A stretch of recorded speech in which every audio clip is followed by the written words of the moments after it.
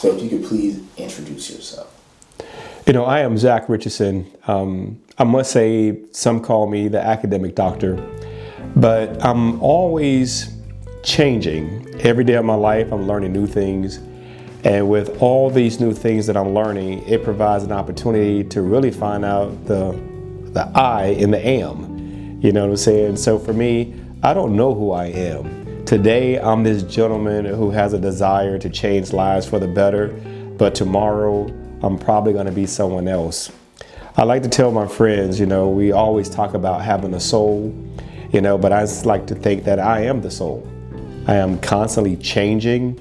I'm looking at the science behind chemistry, the carbon, the hydrogen, the oxygen, the nitrogen, and what we call phosphorus. So I'm always willing to learn something new and change in the process.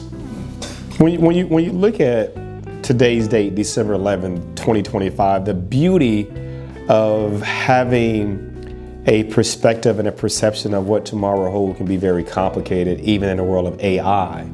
But what I'm doing right now is I'm planning to go from the academic doctor to the academic therapist. I'm also looking at dissolving my company called Black Robin Hood, which was a foundation designed to help those in need, to create a thing called Beyond Intelligence.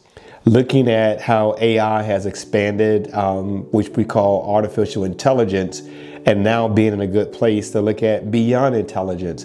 What do we do past the artificial things in this world, and how do we take the very present moment and enjoy life at its fullest? And that's what I'm doing right now today. Well, when people talk about the academic doctor, it is having the ability to examine what's going on. If we took the term doctor from a medical standpoint, you see so many people who are practicing medicine. I am practicing academics. I'm looking at these young lives, and I say young being facetious. I have some clients as young as 2, and my oldest client to date was 80. She was desiring to go back and get her GED. And so for me, the thing that I do so well is I do an assessment. I want to assess the person from where they are right now. I want to create what we know in this industry as an IEP. So every client has an individual education plan. And then from there, I look at how many hours of services will be necessary for those individuals to make their goal score, which is something that we set in the beginning. So the academic doctor participate in the assessments of others and then writing what I call a prescription for greatness. And that's what we do. Some of the things that I do enjoy doing outside of that is going out to the local high schools, elementary schools, and colleges and sharing my life stories. So that's what the academic doctor consists of. It's been that desire for a very long time where I just want to do great by others. I want people to be able to use their beautiful brains and understand that they shouldn't have to ever feel like someone is much more intelligent than they are, because I believe in an old famous term called practice. And if you are able to practice doing anything very well, you can accomplish any task that's set before you. And so for me, I want people to be measured on the basis of their character. I want them to be measured on their ability to think for themselves and not ever feel like a victim in spite of America's history. And so that's just the way I look at life. I look at life like I want to compete against the best of thee. I want these folks that come to me to compete against the best of thee and realize that they can win. It makes me look back at just life in general of being a winner. And I sarcastically like to talk about being the top sperm, right?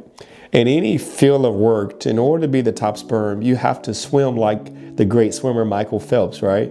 And your objective is to win. And so when we were in our parents' bodies, fallopian tube, and we did our little amazing swim, we won. We didn't come in second place. So if you're listening to me, that means that you are a winner. You came in first place. And I want them to come in first place in the industry that they desire to enter into. And I know for a fact I'm that guy to help them get to the next level. Well, for me, when I have to closely examine my education and the things that I have been able to do, it has been the school of hard knocks. going back and listening to rhetoric that wasn't good for me.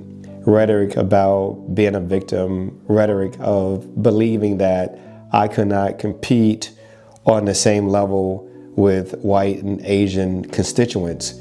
I had to really understand that no matter what comes before me, I want to be lined up at the starting block with them, and I want to beat them even though society says that they have an unfair advantage. So for me, I never looked at any man being greater than I, regardless, because irregardless is not a word, of what they come to the table. I just want to beat them. That's it.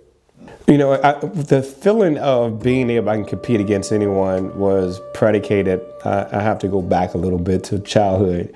And I had the most incredible teacher named Mary Franklin out of St. Petersburg. And she was a teacher at Mount Vernon Elementary. And she always made her children feel like they're very competitive. See, my backstory within reason is being diagnosed with autism and dyslexia. And I had to have a speech pathologist to help me become the person I am. And so my desire was for one day to be able to do something so extraordinary that would change the mindsets of most people when they look at someone who has a learning challenge. So I always talk about things like my adverse childhood experiences, which is an actual term called ACE, looked at by Dr. Nadine Burke-Harris, made me who I am. I was able to recognize that the things that I experienced as a child indeed affected my learning, but I also understood the importance of resiliency. And so I realized that if any student who is struggling had someone to support them, they can be resilient. And so Mary Franklin made me feel as though I'm going to be resilient. When I talk about building my resilience, is that I just have this sense of desire to be better than anyone else. You know, I get so tired of looking at both of the political parties, the Democrats versus the Republicans.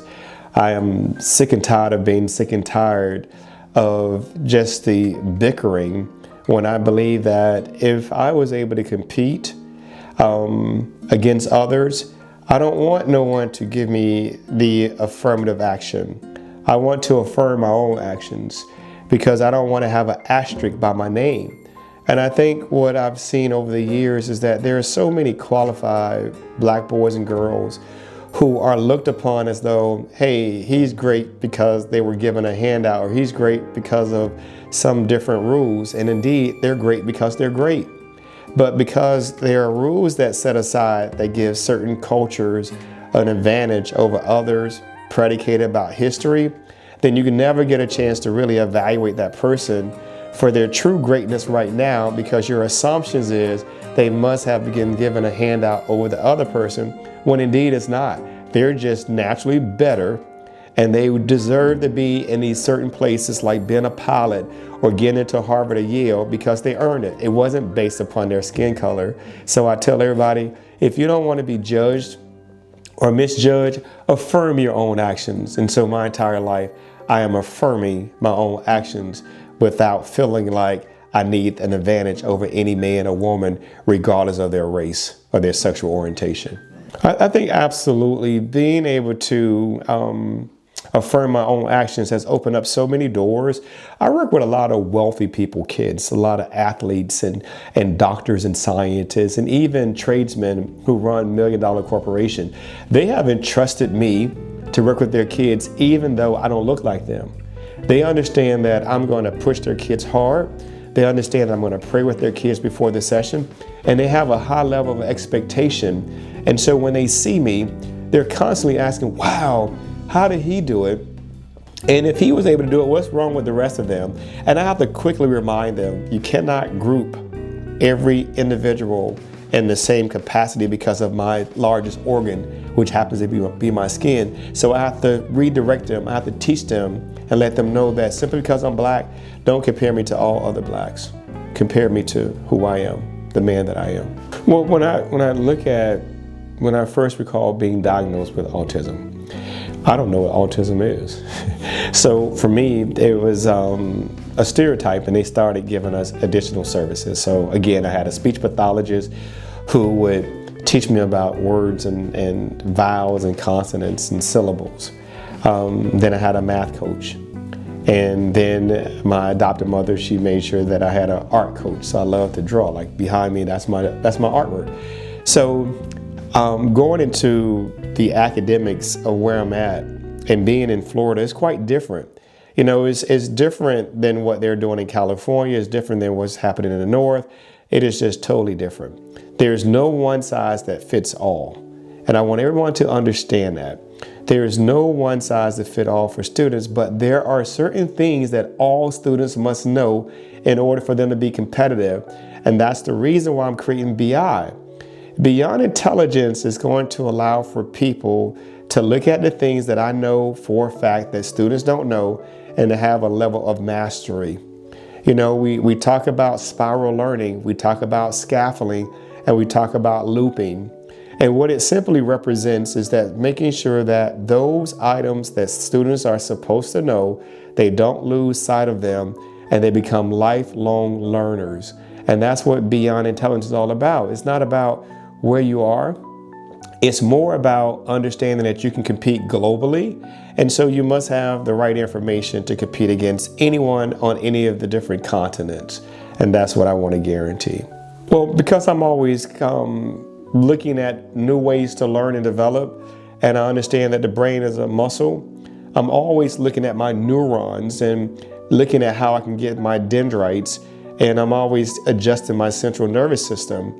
And so I tell anyone, when you learn something new, your whole world changed. Why? It's because the brain is with information that it didn't have before. So I thrive on learning because I understand the system of the brain, that amygdala, and how things function at fight or flight or freeze. And so one of the things that I would love to see happen is for more people, especially our young folks, to understand anatomy and physiology at a very young age so that they can understand the power that they possess.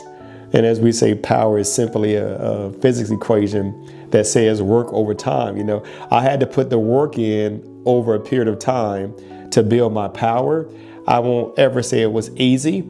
I would just say that working overtime increases my power.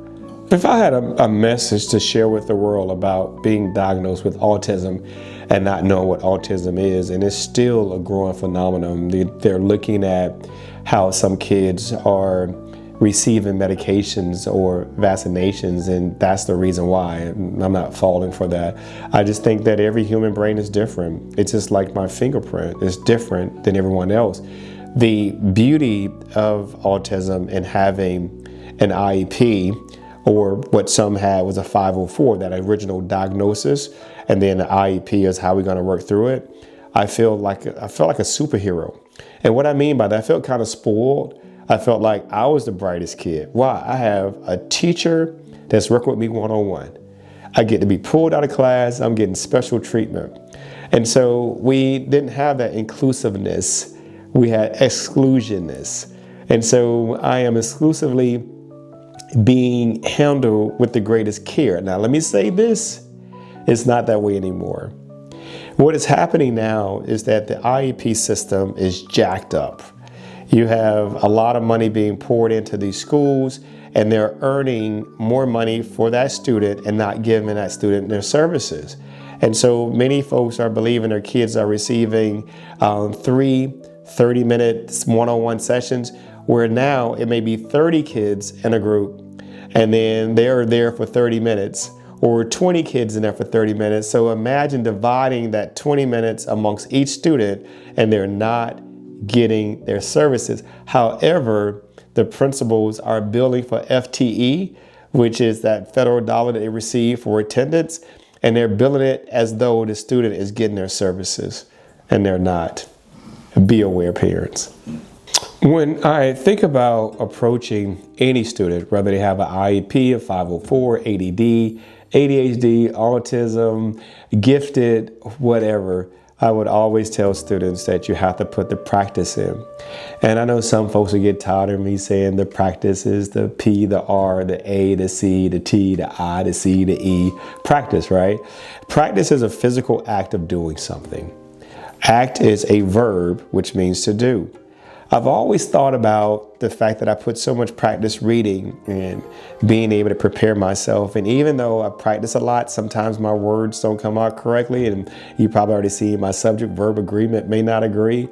But the physical act of doing something, and when I take that act out of practice, I'm left with the price. And I ask students all the time, what price are you willing to pay to be great?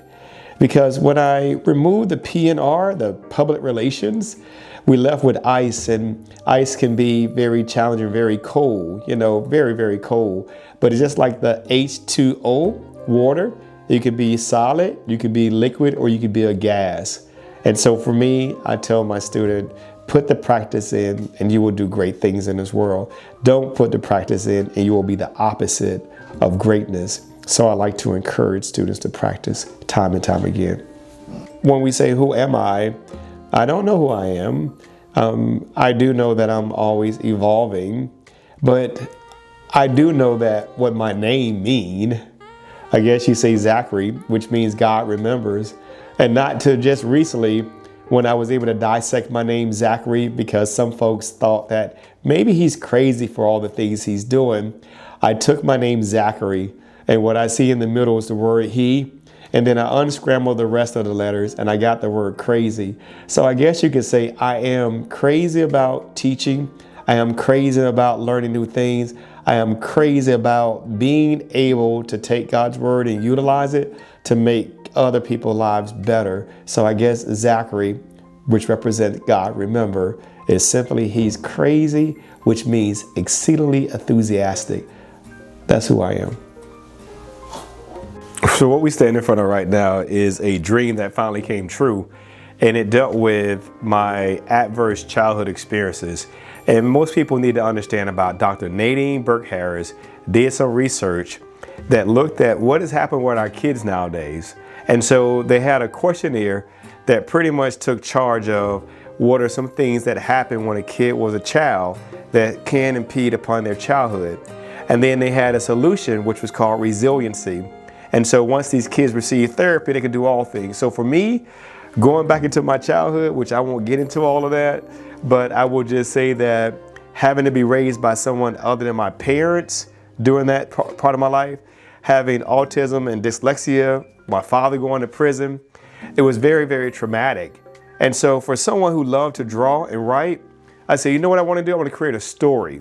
And the storyline is about Big-Headed Beaver and Friend. Well, you say how this large head, right? So the deal was I used to get teased about being dark-skinned as well as having a big head. So I took that negative bullying energy and created one of my famous characters, which is called the Big-Headed Beaver. And so it was a beaver. And what got me so excited about the beaver was the acronym BEAVER, B-E-A-V-E-R. So Beaver was this guy who go out and teach people great things, but he was only able to do it because he had great teachers and great mentors. And so Beaver, belief, environment, appearance, values, economics, and respect. So I said, I'm gonna teach kids how to believe in themselves, how to respect their environment, give people something good to look at, their appearance, right? Have good values, but also be a visionary.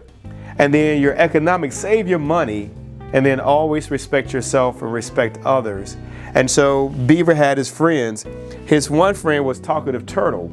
And so this turtle guy had a tendency to want to exaggerate or bully other people. And so I wanted kids to know that bullying is not nice. And then we had the next one, which was titled The Rude Rabbit.